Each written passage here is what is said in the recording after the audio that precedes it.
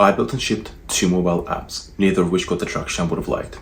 So in this video, I'm going to share with you the 6 mistakes I made which sabotaged my development process, so you can hopefully make one of the 0.5% of successful apps on the App Store.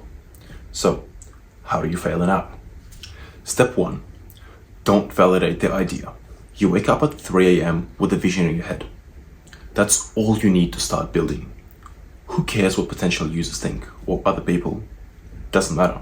Remember, Steve Jobs once said, "People don't know what they want until you show it to them." You're just following in his footsteps. Market research, don't bother. It's for people who are not trying to revolutionize the industry. Remember, all other apps are totally different because yours has that unique shade of gray to the background. Step 2. Build in silence. Keep your idea locked in a vault. Better yet, make anyone you talk to sign an NDA so you can sue them if the idea gets leaked. Social media, don't visit it at all costs. You see all these entrepreneurs making SaaSes in 24 hours with AI. Someone can do that to you. Don't share your idea, ever. Networking events are basically idea stealing conventions. It's always better to stay at home and add another layer of encryption to your Git repository. Never mind that Facebook has 60,000 plus employees. Your idea is so unique and valuable that they're all waiting to steal it from you. Because remember, the more you obsess, the more valuable your idea is. Step 3. Build to completion. MVP stands for maximum viable perfection.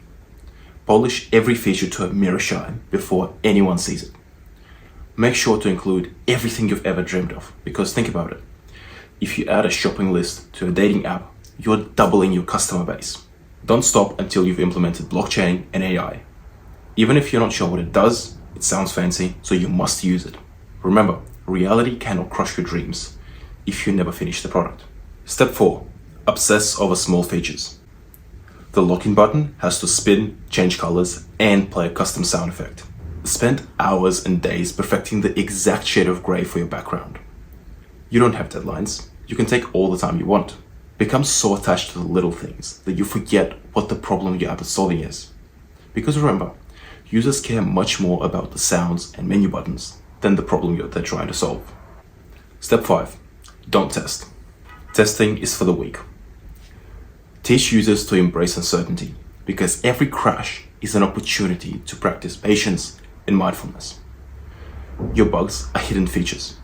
If someone reports a bug, tell them they're using the app wrong, or it's a hidden feature built there on purpose, designed to keep them mentally sharp.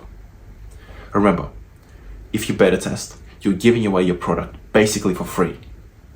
Are you really running a charity? Step 6. Don't launch.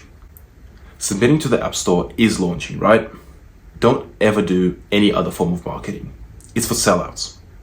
True artists let their work speak for itself. Plus, if people really wanted your app, they would scroll through the 1.5 million apps on the App Store to find your hidden gem. Remember, build it and they will come. That hasn't failed anyone, right?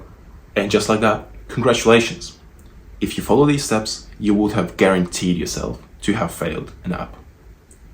I've made some of these mistakes myself, and I wanted to share them with you so you don't have to fall down the same traps. If you enjoyed the video, don't forget to like, subscribe, and leave a comment telling us about what your favorite way is to sabotage your apps.